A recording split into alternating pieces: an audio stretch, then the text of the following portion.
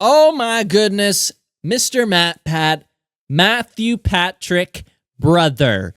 Let's get ruined together. What is going on, dudes? This is Vapor, and welcome back to another FNAF game theory. Yes, we have another Five Nights at Freddy's security breach game theory today, but it is just completely ruined.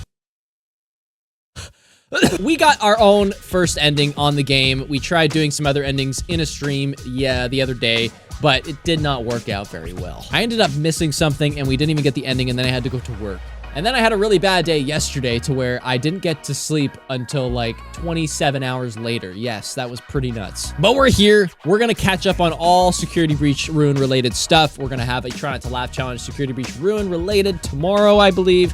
We also got like a DA Games song. Bro, there's so much to be ruined. Anyways, this game theory is titled FNAF The AI Uprising. Let's get into it. So everything will be linked in the description down below so you can check everything out for yourself. Obviously, along with the Game Theories channel, please go subscribe. This guy's been doing this for so long. I can't believe it. Oh my God. Poor guy. Someone could play on this bad boy. In 3, 2, 1, bam. The day is finally here. Five Nights at Freddy's security breach ruin has arrived after a year and a half in the making, which means that I've only got today. One final chance to solve security breach once and for all. Come on, Matt. Ruin clarifies everything Swear for to us. God. Or, just adds even more layers of confusion on top. So, can I do it? Can I give you the theory that'll finally pull together everything and unite the very fragmented fan base in time for the newest game release? No. Let's find out. No. Yeah, no. Not happening. Hello, Internet! Welcome to Game Theory! And you heard that intro right, the Ruin DLC is finally out. In fact, it just dropped today as I upload this video, which is kind of crazy to think about, because it means that we've spent the better part of 2 years trying to solve one game and one game only, security breach. But all that time hasn't just been us spinning our wheels over and over again in Roxy Raceway, we've had ourselves some help.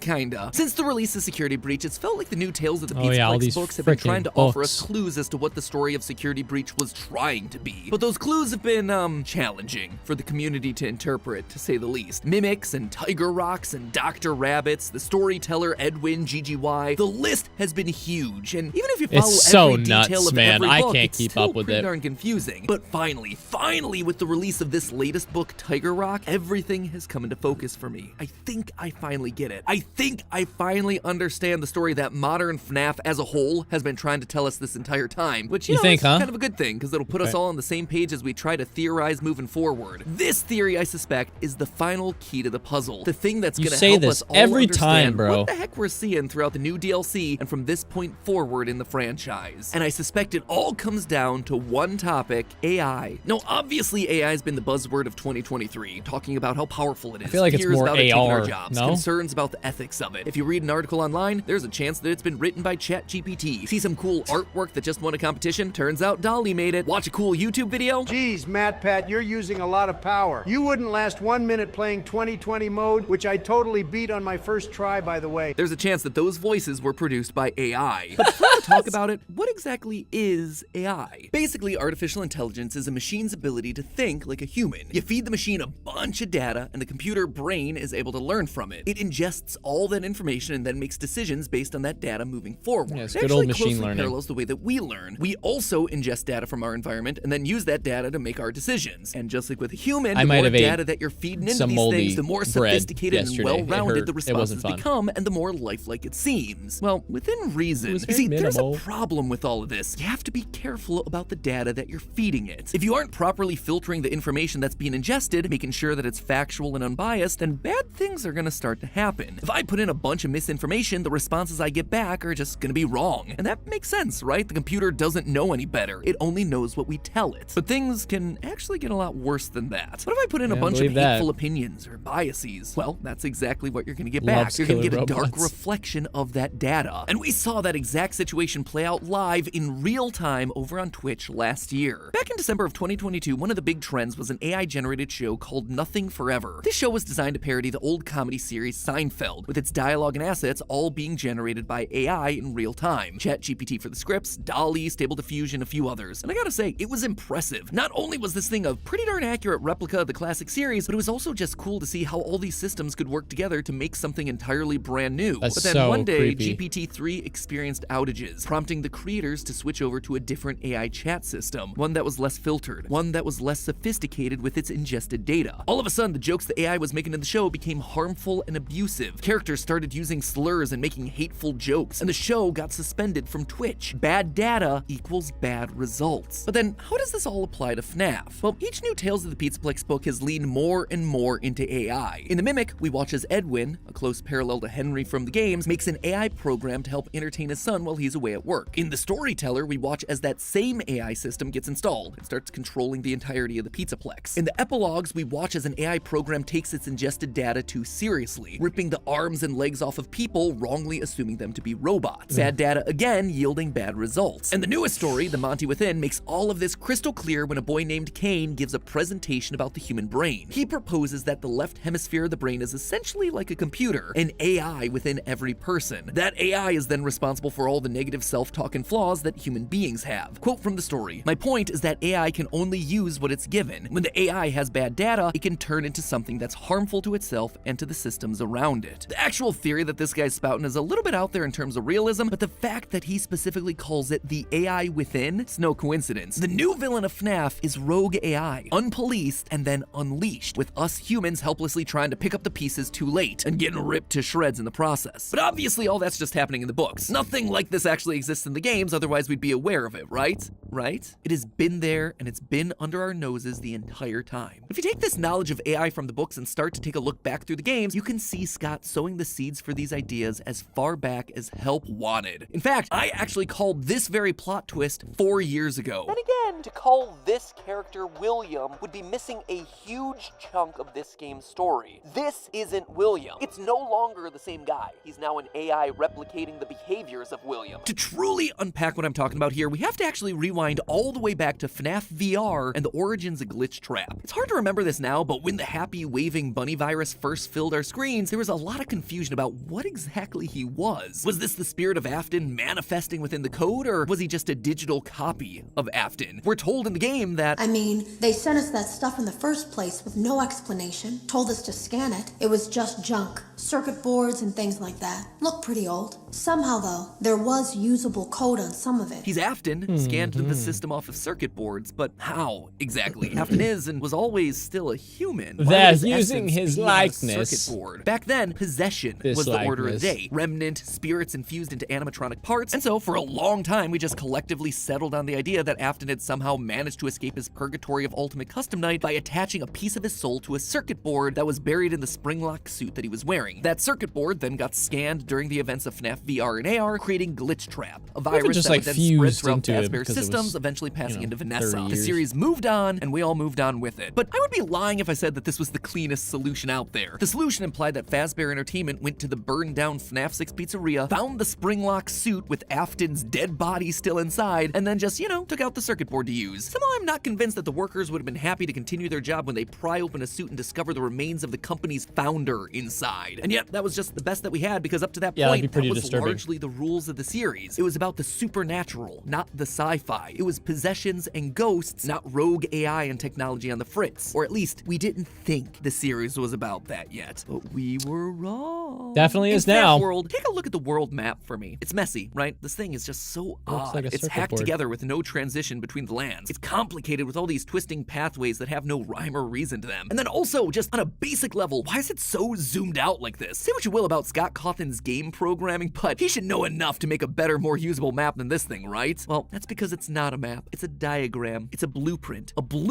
of the human brain. I know that sounds absolutely insane, but just take a look at this map. And now, take a look at this map. This map of the human brain. Notice all the parallels here. A long brainstem right here in the middle where Pinwheel Funhouse is, deep metal mine and Black Tomb Yard. Two smaller, rounded areas in the back matching the cerebellum and occipital lobe. Two smaller, rounded lobes in the back of the brain. Even the twisting nature of the game's various pathways act exactly like the brain. Our brain is full of wrinkles, the gyri or curves, and the sulci or grooves. It's built that way so we have as much surface area in there as possible, which allows for more neuronal connections to happen, thereby making us smarter. And that's exactly what we're seeing here in this FNAF world map. That's also why it stays zoomed out the entire time, so we can see the silhouette. We can understand what Scott was actually going for. That white blob in front, it's either an eyeball or the frontal lobe. This, I suspect, was Afton's earliest experimentation with AI, with turning a robot brain into something truly intelligent, to try and put things back together like he promised his dying son. Back then, we weren't looking for clues to humanoid robots, but now, going back to the series and looking forward, we see those hints everywhere. Fast forward to Sister Location, there it is again. Afton literally has human heads sitting there on the desk, blinking, hidden in plain sight right in the lobby. He was trying to create people. He was experimenting with creating artificial intelligence. Either he or Henry, maybe even both of them, created an AI program to speed up the programming process, to learn the way that a human learns, to copy and bring new life to their dead children. But by observing Afton, by copying him, the program was basically able to act as a second brain. Inputting bad data got them bad results, and we wound up with Glitchtrap. There's also another related possibility here. In the books, the genius inventor Edwin, parallel to the game timeline's Henry, creates the Mimic program to entertain a small child, giving it a rudimentary body so it can play and learn from the small boy. Eventually, his child dies, and Edwin abandons everything in his grief, including this Mimic program. Fazbear Entertainment rolls in to collect what was their property, and in doing so, collects the Mimic, but not before it kills a number of their employees. In true Fazbear fashion, that doesn't really stop them. Instead, they collect the parts, repurpose them, including the circuit boards, in order to create, quote, new scenarios for VR, AR, and arcade games, which is exactly what we see happening throughout FNAF VR and AR. Old circuit boards of the original games made by a rogue indie developer getting scanned into the system, child murder and all. And from that data, the system spits out Glitchtrap. Bad data, again, yielded bad results. The Mimic basically got itself a crash course in Afton. The AI is watching and learning how it should behave based on his actions, leading to it manifesting as a man in a rabbit suit. Either way, whether the Mimic program was built by Henry or William, an AI trained itself up to be Afton incarnate. And speaking of training, it's time for all of us to start training so we can change the course of history. Theorizing about the battle between good and evil in fictional worlds is fun and all, but have you ever thought about those what-if scenarios happening in real-world battles? What if the Romans had never conquered Egypt? What if Britain hadn't conquered, like, literally everyone? Well, I suppose not everyone.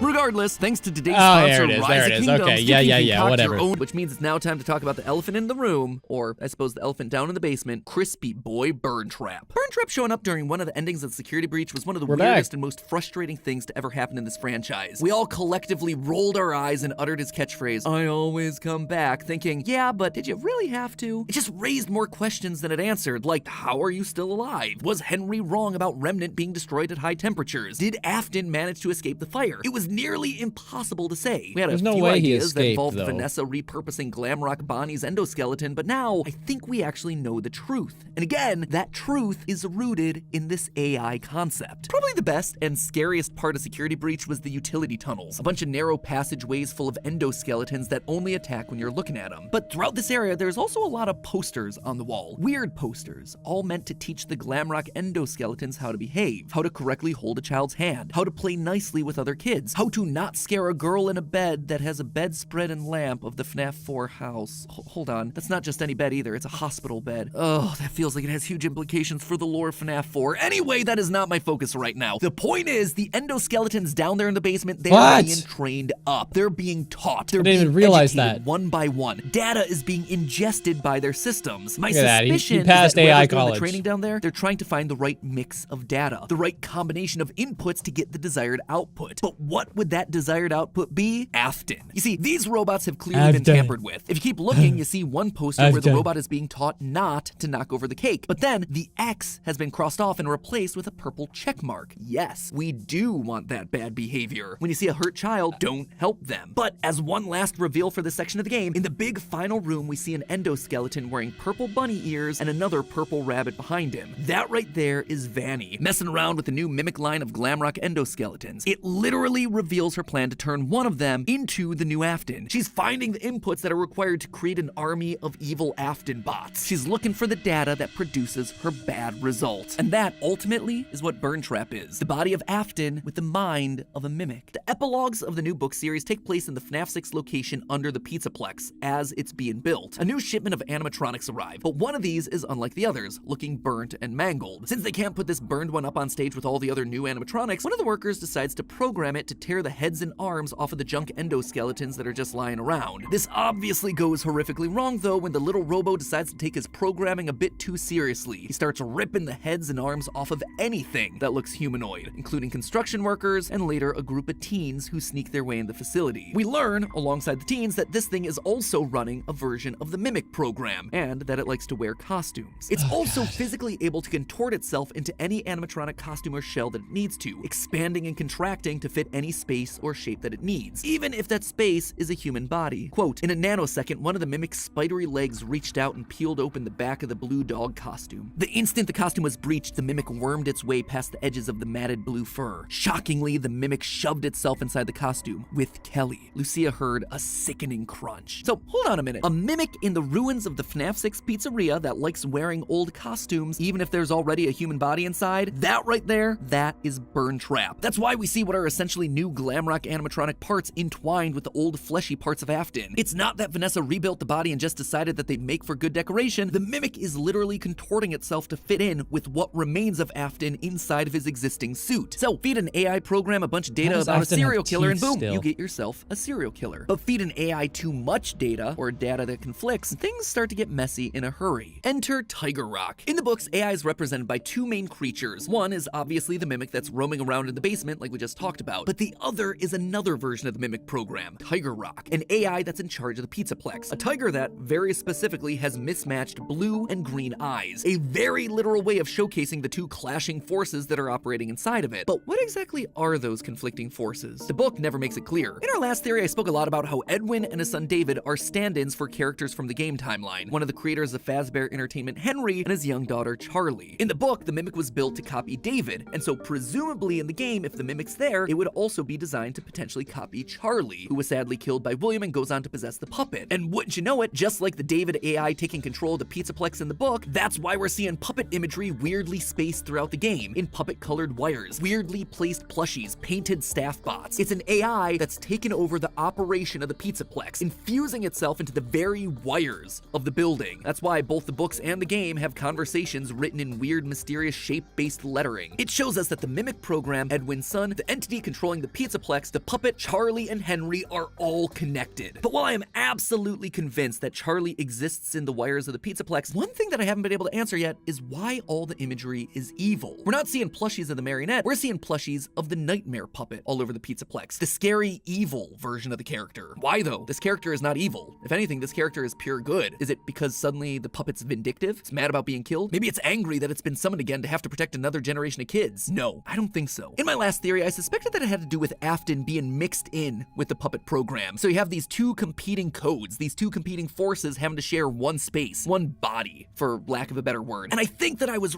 really close on that one, but still not quite right. Think about it. Tiger Rock is very clearly meant to have a green eye and a blue eye. Green and blue. Charlie and Elizabeth, the puppet and baby. The protection of the puppet mixed with the violence and anger of Elizabeth. Throughout the books, Tiger Rock is depicted as having a duality about him. He's good and loving and fun, but then suddenly he turns sinister and threatening. There's this moment in one of his stories where he literally helps a kid like, quote, a puppet on a string. Doesn't get much more explicit than that. And yet later that same story, he just rolls up and rips the kid's arms clean off. Oh my no lord. joke, that is how the story ends. It is very bizarre and dark. Do I have a lot of evidence to suggest that Elizabeth might be mixed in there? Yeah, I'd say I have like a medium amount. Outside of Baby's iconic blue eyes, we also have ourselves years of book canon establishing that Elizabeth and Charlie are often revealed to share the same body, most explicitly with the Fourth Closet novel. We also have this weird moment in the Tiger Rock story where he takes the form of a white clock face. This moment comes out of nowhere and is unlike anything else in the story, but where have we seen that sort of thing before? Sister Location and the white baby-faced clock. Let's just call it a theorist hunch. I suspect that that is why both the puppet and baby are deactivated when we see their masks in the blob. Their actual AI code, their spirits, whatever you want to call them, they're off elsewhere. They're in a separate AI entity, the wires of the building. But speaking speaking of the blob, the AI theory also solves that one too. So Daddy AI is down in the basement, and the AI trained on the two warring daughters is fighting for control up in the Pizzaplex itself. What about the blob then? Well, the blob is just everything else. It's the mixed data. It's the AI when you feed it too much information. When you open the entirety of the internet to ChatGPT, a confusing mess of wires and information and a lot of angry people. As Glamrock Freddy says, "My friends